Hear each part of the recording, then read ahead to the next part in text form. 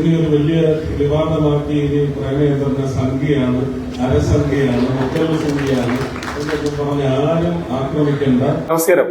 സുരേഷ് ഗോപി രാഷ്ട്രീയം നിർത്താൻ പോകുന്നു എന്നൊക്കെ പ്രതിപക്ഷ നേതാക്കളെല്ലാം പറഞ്ഞു തുടങ്ങുന്നു. പക്ഷേ നേരത്തെ പോലെ തന്നെ അതീവ പവറായിട്ട് തന്നെ ഇപ്പോഴും സുരേഷ് ഗോപി നിൽക്കുന്നുണ്ട്. കേന്ദ്ര സർക്കാർ കേരളത്തിന് വേണ്ടി എല്ലാ കാര്യങ്ങളും ചെയ്യുന്നുണ്ട് എന്ന് തന്നെ ഇപ്പോൾ കൊല്ലം MP ആയ പ്രേമചന്ദ്രനും അതോടൊപ്പം തന്നെ ശശി തരൂരും പറഞ്ഞിരിക്കുകയാണ്. പ്രതിപക്ഷ നേതാക്കളുടെ ഒരു സർട്ടിഫിക്കറ്റ് തന്നെ ഇപ്പോൾ കിട്ടിയിരിക്കുന്നു. അതായത് റെയിൽവേയിൽ UDF ഭരിച്ചിരുന്ന, അതായത് കോൺഗ്രസ് ഭരിച്ചിരുന്ന സമയത്ത് റെയിൽവേയിൽ ഉണ്ടാകാത്ത ഒരു മാറ്റം BJP ഭരിച്ചപ്പോൾ കേരളത്തിലും മറ്റു സംസ്ഥാനങ്ങളിലും ഉണ്ടാകുന്നുവെന്ന് പ്രേമചന്ദ്രൻ തന്നെ തുറന്നു പറഞ്ഞിരിക്കുന്നു കൊല്ലത്തെ ആ ഒരു മൾട്ടി ലെവൽ പാർക്കിംഗ് ഉദ്ഘാടനത്തിൽ. അതെ അതെ, അതാണ് ഇപ്പോൾ ഏറ്റവും വൈറലായ സുരേഷ് ഗോപിയുടെ ഒരു ഈ ഏറ്റവും ലേറ്റസ്റ്റ് മാസ് ഡയലോഗ്. അതായത് അന്ന് ഞങ്ങളെ എന്നെയും തരൂരിനെയും പ്രേമേന്ദ്രനുമൊക്കെ കാൽസംഖ്യയെന്നും അരസംഖ്യയെന്നും മുക്കാൽ സംഖ്യയെന്നും ഒക്കെ വിളിച്ച് കളിയാക്കി. പക്ഷേ വികസനത്തിൻ്റെ കാര്യം വന്നപ്പോൾ തരൂരും പ്രേമേന്ദ്രനും സുരേഷ് ഗോപി എന്ന താനുമൊക്കെ കേരളത്തിൽ ഒറ്റക്കെട്ടായി നിന്നതുകൊണ്ടാണ് ഇപ്പോൾ പലയിടത്തും പല സംഭവങ്ങളും, കൊല്ലം ബൈപ്പാസ് അടക്കം പല സംഭവങ്ങളും യാഥാർത്ഥ്യമായതെന്ന് സുരേഷ് ഗോപി തുറന്നു പറയുന്നു.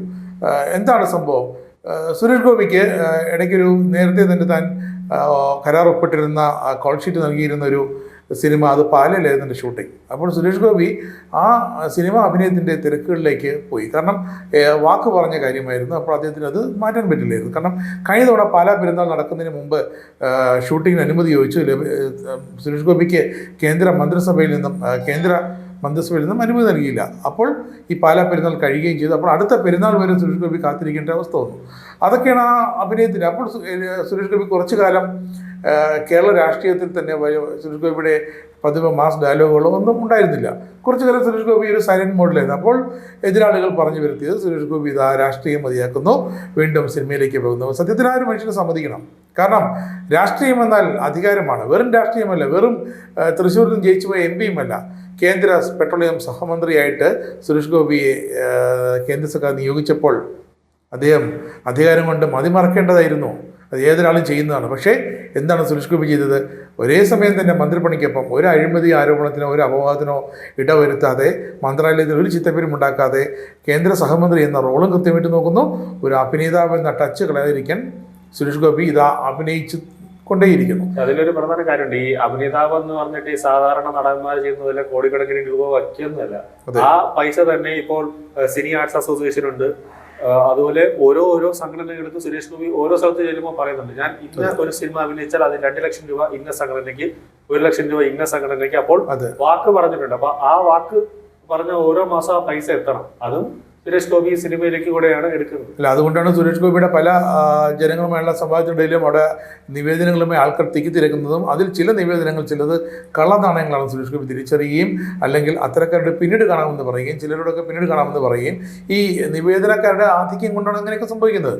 അതൊക്കെ അടുത്ത കാലത്ത് വിവാദമായിരുന്നു. പക്ഷേ അതിൽ നിന്നൊക്കെ കരകയറി സുരേഷ് ഗോപി ഇപ്പോൾ കൊല്ലത്ത് പറഞ്ഞ ഏറ്റവും വലിയ ഒരു സംഭവം എന്ന് പറഞ്ഞാൽ കഴിഞ്ഞ ദിവസം കൊല്ലത്തെ റെയിൽവേ സ്റ്റേഷൻ മുന്നിലെ automated multi level car parking സംവിധാനം ഉദ്ഘാടനം ചെയ്തു. അത് NK പ്രേമേന്ദ്രൻ MP ഒരൊറ്റ കഴിവ് കൊണ്ടാണെന്ന്, അതും സ്ഥലം മെമ്പറുടെയും കഴിവുകൊണ്ടാണ് സുരേഷ് ഗോപി വ്യക്തമായി പറഞ്ഞു.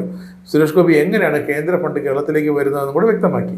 അതായത് 39 വർഷമായിട്ട് കൊല്ലം ബൈപ്പാസിന് വേണ്ടി താനടക്കം ആഗ്രഹിച്ചിരുന്ന കാര്യമാണ് കൊല്ലം ബൈപ്പാസ്. പക്ഷേ ഇപ്പോൾ നോക്കൂ, അത് യാഥാർത്ഥ്യമാകുന്നു എന്നാണ് സുരേഷ് ഗോപി പറഞ്ഞത്.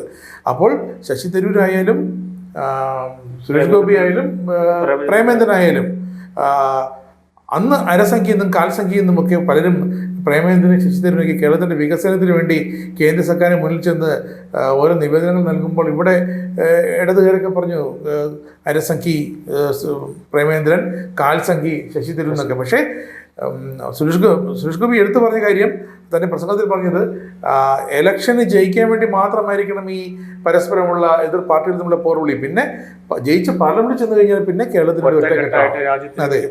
അതെ രാജ്യത്തിന് വേണ്ടി പ്രവർത്തിക്കണം, നമ്മുടെ സംസ്ഥാനത്തിന് വേണ്ടി പ്രവർത്തിക്കണം. അതാണിപ്പോൾ കൊല്ലം കാണുന്നത് എന്ന് സുരേഷ് ഗോപി ഒരു എക്സാമ്പിളായിട്ട് എടുത്തു പറയുന്നു. കാരണം ഇത്രയും പേര് ഈ 3 MP ചേർന്നപ്പോൾ കൊല്ലത്തും തിരുവനന്തപുരത്തുമൊക്കെ എന്തൊക്കെ സംഭവിച്ചു എന്നാണ് സുരേഷ് ഗോപി ഇപ്പോൾ വ്യക്തമായി പറഞ്ഞത്. അപ്പോൾ ഇന്നലെ സുരേഷ് ഗോപിയുടെ തിരിച്ചുവരവല്ലേ അല്ലേ? തീർച്ചയായിട്ടും. അത് മാത്രമല്ല, കൊല്ലത്ത് ഇപ്പൊ മൾട്ടി ലെവൽ പാർക്കിംഗ് മാത്രമല്ല, ഇപ്പോൾ വിമാനത്താവളത്തെ വെല്ലുന്ന തരത്തിലുള്ള ഒരു റെയിൽവേ സ്റ്റേഷൻ കൂടെ വരുന്നുണ്ട്. അതായത് കൊല്ലത്തിന്റെ മുഖമുദ്ര തന്നെ മാറുന്നത് ആ റെയിൽവേ സ്റ്റേഷൻ. സുരേഷ് ഗോപി ഒരു വാക്കുകൂടി പറഞ്ഞിട്ടുണ്ട്. അപ്പോൾ പഴയ കൊല്ലം റെയിൽവേ സ്റ്റേഷനെ അത് മ്യൂസിയം ആക്കണോ, കേന്ദ്ര സർക്കാരിന്റെ കയ്യിൽ ഏൽപ്പിക്കണോ, റെയിൽവേയുടെ കയ്യിൽ ഏൽപ്പിക്കണോ, അതോ കൊല്ലം മുനിസിപ്പൽ കോർപ്പറേഷന്റെ കയ്യിൽ ഏൽപ്പിക്കണോ, അതോ സംസ്ഥാന സർക്കാരിനെ ഏൽപ്പിക്കണോ എന്നുള്ളത് അത് പിന്നീട് അവരവർ തന്നെ അതിൽ തീരുമാനിക്കട്ടെ. പക്ഷേ ഇതൊരു മ്യൂസിയം എത്താൻ കുട്ടിക്കാലത്ത് തന്നെ അച്ഛൻ്റെ കൈപിടിച്ച് വന്ന ഈ കൊല്ലം റെയിൽവേ സ്റ്റേഷൻ ഒരു മ്യൂസിയമായി നിലകൊള്ളണമെന്ന് സുരേഷ് ഗോപി പറയുന്നുണ്ട്. അപ്പോൾ അതുപോലെയാണ് പല വികസന കാര്യങ്ങളിലും എം പിമാർ ഒറ്റക്കെട്ടായി നിന്നാൽ കേരളത്തിന് നേടിയെടുക്കാവുന്നതേ ഉള്ളൂ എന്ന് സുരേഷ് ഗോപി വ്യക്തമായി പറയുന്നു. അതിന്റെ ഒരു തെളിവാണ് സുരേഷ് ഗോപി ഇപ്പോൾ കൊല്ലത്തെ പറഞ്ഞത്. പക്ഷേ ഇവിടെ രാഷ്ട്രീയം കളിക്കുന്നു എന്നതാണ് സുരേഷ് ഗോപി പറയാതെ പറയുന്ന ഒരു കാര്യമാണ്. അതെ, അതാണ് സുരേഷ് ഗോപി പറഞ്ഞത്. തൃശ്ശൂരിൽ എയിംസിന് സ്ഥലം കണ്ടെത്തി തരുമോ, അല്ലെങ്കിൽ നിങ്ങൾ ആലപ്പുഴ കണ്ടെത്തി തരൂ എന്ന് പറയുന്നത്. അപ്പം എവിടെയായാലും 200 ഏക്കർ സ്ഥലം കിട്ടിയാൽ ഞാൻ അവിടെ എയിംസ് കൊണ്ടുവരാമെന്ന് സുരേഷ് ഗോപി വ്യക്തമായി പറയുന്നു. അതിലും പറയുന്നുണ്ട്, സംസ്ഥാന സർക്കാരിനോട് പറയുന്നുണ്ട്, നിങ്ങളിപ്പം കേന്ദ്ര സർക്കാർ പറയുന്ന രീതിയിൽ നിങ്ങൾ ഒരു 3 ജില്ലയിൽ ഒരു 200 ഏക്കർ അല്ലെങ്കിൽ 200 ഏക്കറിന്റെ താഴെ ഒരു സ്ഥലം എടുത്ത് എനിക്ക് തന്നു കഴിഞ്ഞാൽ 2 മാസത്തിനകം ഞാൻ അവിടെ എയിംസിന്റെ പേപ്പർ വർക്ക് ഞാൻ റെഡിയാക്കി തരാമെന്ന് ഉറപ്പ് പറയുന്നു. ഇതുപോലെയാണ് കൊല്ലത്ത് ESI മെഡിക്കൽ കോളേജ് നമുക്ക് കയ്യിൽ നിന്ന് പോയത്. 600 കോടി രൂപയുടെ പദ്ധതിയായിരുന്നു. NK പ്രേമേന്ദ്രൻ അവിടുത്തെ ESI ബോർഡ് അംഗമാണ്.